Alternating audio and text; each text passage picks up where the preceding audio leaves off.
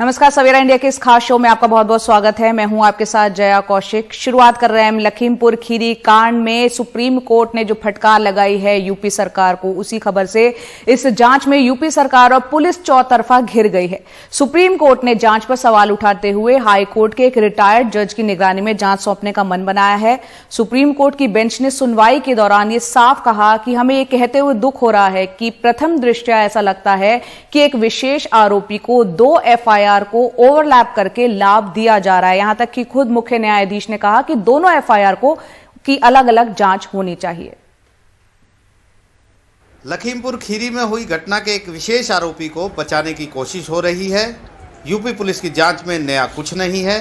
इस तरह की टिप्पणियां कर सुप्रीम कोर्ट ने यूपी सरकार को कटघरे में खड़ा कर दिया। सुप्रीम कोर्ट ने साफ साफ कहा कि ऐसा लगता है कि एक आरोपी को बचाने के लिए एसआईटी ने 2 एफआईआर की एक साथ जांच शुरू की है। आपकी ताज़ा स्टेटस रिपोर्ट में भी नया कुछ नहीं है। आपकी जांच की दिशा भी हमारी उम्मीद के मुताबिक नहीं है। आरोपियों के मोबाइल डेटा और लोकेशन क्यों नहीं मिले? आपके गवाह आरोपी के पक्ष में दिखते हैं। जांच को ज़्यादा स्वतंत्र, निष्पक्ष और पारदर्शी बनाना जरूरी है। किसी अन्य हाईकोर्ट के रिटायर्ड जज की निगरानी में जांच आगे बढ़नी चाहिए। जो भी बयान गवाहों के आए हैं वो मेन एक्यूज के फेवर में आए हैं 219 के, जो गवाही दी जा रही है। वही वो कह रहे थे कि एक विशेष आरोपी को बचाने की कोशिश है ये। तो यही उनका कहना था कि अगर निष्पक्ष जांच नहीं होगी तो कैसे काम चलेगा। दोनों मामलों की अलग अलग जांच की भी एक बड़ी बात की है कि एक ही जांच आप क्यों कर रहे हैं? तो उनका यही कहना था कि जो पहली थी एफआईआर उस पर तो कोई कार्रवाई हो नहीं रही है, और उनका ये मानना था कि इसी को देखते हुए उन्होंने कहा कि क्यों ना जो है हम एक जुडिशियल जो है वो मेंबर की कमेटी बना दें। सुप्रीम कोर्ट ने साफ चेताया कि अभी तक की जांच से लगता है कि आरोपी आशीष मिश्रा को फायदा पहुंचाने की कोशिश है। अदालत ने कहा पुलिस दोनों एफआईआर की जांच अलग अलग करेगी, दोनों की अलग अलग चार्जशीट दाखिल होगी। तब तक हाईकोर्ट के रिटायर्ड जज निगरानी करेंगे। हम मामले में सही तरीके से जांच सुनिश्चित करेंगे। सुप्रीम कोर्ट ने यूपी सरकार से हाईकोर्ट के रिटायर्ड जज की नियुक्ति पर जवाब मांगा है। अगली सुनवाई 12 नवंबर को होगी। सुप्रीम कोर्ट ने साफ कर दिया है कि यूपी पुलिस भले ही आरोपियों को बचाने की कोशिश करते रहे, लेकिन वो उसके मंसूबों को कामयाब नहीं होने देगा। न्याय के सिरों को पूरा करने के लिए और पीड़ितों को न्याय दिलाने के लिए सुप्रीम कोर्ट को जो भी कदम उठाना होगा वो उठाकर रहेगा। नई दिल्ली से हिमांशु शेखर मिश्रा और शशिकांत झा के साथ आशीष भार्गव की रिपोर्ट, एनडीटीवी इंडिया। किसान आंदोलन को लेकर सरकार के रुख की आलोचना वो लोग भी कर रहे हैं जो एक तरह से सरकार के साथ हैं। मेघालय के राज्यपाल सत्यपाल मलिक ने कहा कि 600 किसानों की मौत पर सरकार से एक श्रद्धांजलि तक नहीं दी गई। पहले जम्मू कश्मीर और गोवा को लेकर मोदी सरकार पर सवाल करने वाले मेघालय के राज्यपाल ने इस बार किसान आंदोलन को लेकर सरकार को घेरा। कहा कि सरकार के पास संवेदना जताने का समय भी नहीं है। देश में इतना बड़ा आंदोलन आज तक नहीं चला जिसमें 600 लोग शहीद हो गए। कुतिया भी मरती है तो दिल्ली के नेताओं का शोक संदेश जाता है। मैं तो प्रधानमंत्री जी से मिलने गया तो मैंने उनको कहा कि आप गलतफहमी में हैं, ना तो इन सिखों को हराया जा सकता। 750 के आसपास किसान शहीद हो गए और भारत सरकार की तरफ से एक भी शोक संदेश नहीं आया। तो देश के किसानों को ये लगता है कि शायद जो प्रधानमंत्री हैं वो देश के किसानों के प्रधानमंत्री नहीं है, वो देश को अलग मानते हैं किसानों को उससे। 3 कृषि कानूनों के खिलाफ गाजीपुर, टिकरी और सिंघू बॉर्डर पर किसान पिछले 11 महीने से धरने पर बैठे हैं। इन किसानों ने कहा कि सतपाल मलिक किसानों की बात कर रहे हैं, पर सरकार को किसानों की परवाह नहीं है। किसानों की सरकार होती, जो किसानों ने चुनी थी सरकार, अगर वो होती तो किसानों की बात सुनी जाती। ये काले कानून वापस होते, एमएसपी पे कानून बनता। देश का किसान तो दिल्ली के बॉर्डर पर बैठा है, गेट बंद कर रखे हैं इन्होंने। गेट खोलेंगे अंदर चले जाएंगे, इनसे पूछ लेंगे जाकर के भाई हमने क्या गुनाह कर दिया। अब भी अगर काम कर दो किसान का तो कोई दिक्कत नहीं। और आप भी कहो हमारी तरफ से आदरणीय प्रधानमंत्री जी को कि अब किसान की ज़्यादा परीक्षा अच्छी नहीं, ठीक है, उनका काम करिए और इनको हाथ जोड़कर इनका काम करके इन्हें घर भेजिए। केंद्र सरकार और किसान नेताओं के बीच 11 दौर बातचीत हुई है, लेकिन सरकार तीनों कानूनों को हटाने को तैयार नहीं है।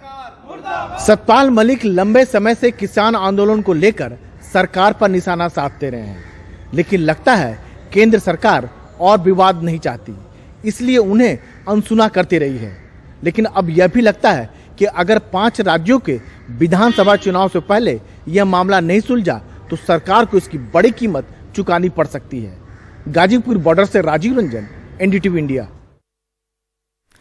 और अब बात करते हैं दिल्ली के प्रदूषण की। यहां प्रदूषण का स्तर लगातार बढ़ा हुआ है, चाहे फिर वायु प्रदूषण हो या फिर जो है जल प्रदूषण भी देखने को मिल रहा है। कल छठ पूजा के पहले दिन नहाए खाए के मौके पर श्रद्धालु महिलाओं ने यमुना में जाकर डुबकी लगाई, लेकिन यमुना का इस वक्त स्वरूप कैसा था आप देखकर हैरान हो जाएंगे। प्रदूषण की वजह से यहां सिर्फ और सिर्फ झाग नजर आ रहा था और इसी में महिलाएं डुबकी लगाती हुई नजर आईं। प्रदूषण तो कम नहीं हुआ, लेकिन इस पर सियासत जरूर तेज हो गई है। सोमवार से छठ पर्व की शुरुआत हो गई। नहाए खाए की परंपरा के साथ श्रद्धालु महिलाओं ने ऐसी मैली यमुना में स्नान किया। यमुना का ये हाल डिटर्जेंट और जहरीले कचरे की वजह से हुआ है। पानी बहुत गंदा है, पानी झाग आ रहा है, बहुत गंदा पानी है, नहाने में बहुत प्रॉब्लम हो रही है। गंदगी पानी से बीमार पड़ सकती हूँ, क्या करें ना, 4 बस करना पड़ता है। बहुत झाग भी है, एकदम बहुत सारे गंद हो रहा है, पूरा एकदम जंगल है, इधर उधर घास पतार बहुत है। छठ का मौका है और दिल्ली में पूर्वांचली बड़ा वोट बैंक है। बीजेपी सांसद मनोज तिवारी बिना देरी किए मौके पर पहुंच गए। वो आरोप लगा रहे हैं कि आम आदमी पार्टी ने यमुना साफ करने का वादा किया था, लेकिन साफ की जगह पानी को जहरीला बना दिया। दिल्ली के मुख्यमंत्री पहली बार जब बने थे अरविंद केजरीवाल, तभी बोला है और लगभग हर चैनल को बोला है कि हम अभी अभी आए हैं, लेकिन 5 साल दीजिए, जमुना में हम सबके साथ खुद डुबकी लगाएंगे। आइए डुबकी लगाइए ना अरविंद केजरीवाल। कि अरविंद केजरीवाल ने दिल्ली के लोगों के न सिर्फ आस्था बल्कि जीवन से खिलवाड़ किया। जबकि दिल्ली सरकार इसके लिए हरियाणा और उत्तर प्रदेश की बीजेपी सरकार को जिम्मेदार ठहरा रही है। तो उत्तर प्रदेश और हरियाणा सरकार की ओर से जो नदी की धारा दिल्ली की ओर छोड़ी जाती है, उस धारा के अंदर केमिकल्स, अनट्रीटेड वेस्ट, डिटर्जेंट्स जिससे झाग बनती है, वो पाए जाते हैं। हमने कई बार यूपी की सरकार को हाथ जोड़कर कहा, हरियाणा को कहा कि आप लोग ट्रीट कर वेस्ट वाटर को पूरी तरीके से ट्रीट कर उससे गंदगी हटाकर जो साफ धारा हो उसे नदी में छोड़े, नहीं तो नदी गंदी होगी। और साफ तौर पे आज डिटर्जेंट्स, अनट्रीटेड वेस्ट नदी में नजर आ रहा है। यमुना के अंदर जो पानी का झाग आपको दिख रहा है वो दिल्ली के लोगों ने नहीं छोड़ा है, हरियाणा ने छोड़ा है। हरियाणा में भाजपा की सरकार है, तो ये क्यों छोड़ा गया इस समय इस तरह के जहरीले पानी को, ये समझ के परे है। हरियाणा और यूपी यमुना में साफ पानी नहीं छोड़ते, ये बात मानी जा सकती है, लेकिन दिल्ली में भी यमुना वजीराबाद तक तो ठीक दिखती है, लेकिन उसके बाद यमुना में कई तरह के नाले आकर गिरते हैं, जिसके बाद यमुना काली और प्रदूषित नजर आने लगती है। दिल्ली के अंदर यमुना किस तरह से प्रदूषित होती है, ये नंगी आंखों से वजीराबाद में ही दिख जाता है कि कितना नालों का पानी जो है यमुना के अंदर गिर रहा है। और ये कोई पहली बार नहीं हो रहा, ये जो है कुछ कुछ समय पर यमुना के अंदर इस तरह के जो झाग हैं, इस तरह का जल प्रदूषण जो है वो दिखता रहता है। जरूरत है राजनीति को किनारे करके एक मजबूत इच्छा शक्ति दिखाने की, वरना यमुना की जो तस्वीरें पहले दिख रही थी और जो तस्वीरें आज दिख रही हैं वो आगे भी यूं ही दिखती रहेंगी। दिल्ली से कैमरा पर्सन मनोज ठाकुर के साथ Sharad Sharma, NDTV India. Break के बाद आपका स्वागत है। कानून बनाने का अधिकार विधायकों के पास है, ये सभी जानते हैं, लेकिन कई बार हमने बताया है कि कैसे विधानसभा की कार्यवाही चंद घंटों में सिमट गई। आप खुद सोचिए कि लोकतांत्रिक व्यवस्था में बगैर चर्चा के कानून बन रहे हैं, पास हो रहे हैं, ऐसे में विधानसभा का औचित्य क्या रह जाएगा। मध्य प्रदेश से आइए देखते हैं हमारे सहयोगी अनुराग द्वारी की ये एक्सक्लूसिव रिपोर्ट। 2021 मध्य प्रदेश विधानसभा का मानसून सत्र 4 दिनों के लिए बुलाया गया। 2 दिन बाद ही अनिश्चितकाल के लिए स्थगित कर दिया गया। 2 दिनों में सदन में बमुश्किल 2 घंटे की कार्रवाई में 6 विधेयक और अनुपूरक बजट शोर शराबे के बीच पारित हो गया। इसमें मध्य प्रदेश आबकारी संशोधन विधेयक भी था, जिसमें जहरीली शराब के सेवन से होने वाली मौतों से संबंधित मामलों में मृत्युदंड और आजीवन कारावास का प्रावधान है। 15वीं विधानसभा में ऐसे 6 मिनट में मध्य प्रदेश साहूकारी संशोधन विधेयक पास हो गया। देश भर में सुर्खियों में छाए मध्य प्रदेश धार्मिक स्वतंत्रता विधेयक पर भी शोर शराबे के बीच महज 1 घंटा 14 मिनट की चर्चा हुई। 2021 में कानून बनाने या संशोधन के लगभग 28 प्रस्ताव मध्य प्रदेश विधानसभा में रखे गए। इनमें से 19 से अधिक प्रस्ताव शोर शराबे के बीच बिना चर्चा किए पारित हो गए। खुद विधानसभा अध्यक्ष भी इसे चिंता की बात बता रहे हैं। स्वाभाविक बात है कि ये कोई कानून, खासतौर पर जो दंडात्मक कानून है, उन कानूनों में जो बिना बहस के पारित होते हैं तो शायद वो उतना सुविधाजनक नहीं होता। वाद विवाद के कारण या हंगामे के कारण विधानसभा को बार बार स्थगित करना पड़ता है या रोकना पड़ता है। स्वाभाविक है, सरकार का काम करना पड़ेगा, इसलिए अपन उसको जो आता है प्रस्ताव उसको पास ही होता है, वो पास हो जाता है।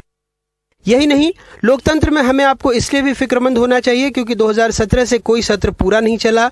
मध्य प्रदेश के संसदीय इतिहास में 14वीं विधानसभा के दौरान सदन की कार्यवाही सबसे कम 130 दिन चली। इसमें भी 50 दिन हंगामे की भेंट चढ़ गए। सत्ता परिवर्तन हुआ तो कमलनाथ सरकार में पूछे गए 5315 सवालों में से 4200 अमान्य हो गए।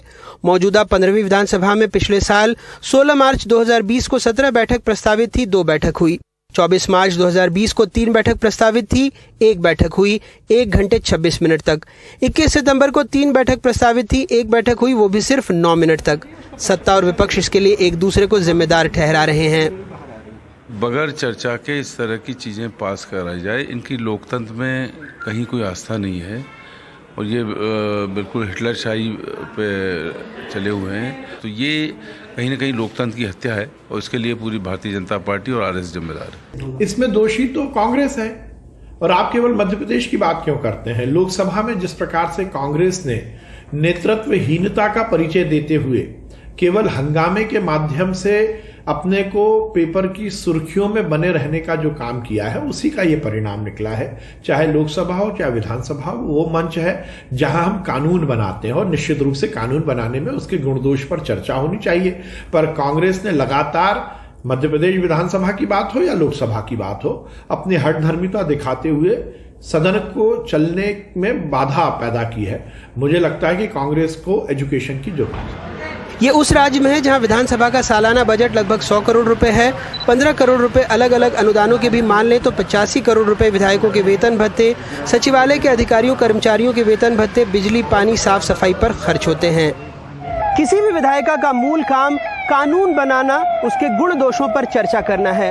लेकिन मध्य प्रदेश की इस विधानसभा में पिछले कुछ वक्त से बने कानून चिंता का सबब इसलिए हो गए हैं क्योंकि दर्जनों ऐसे कानून और संशोधन पारित हुए जिस पर कोई खास चर्चा नहीं हो पाई। शोर शराबे के बीच में ही उन्हें पारित कर दिया गया।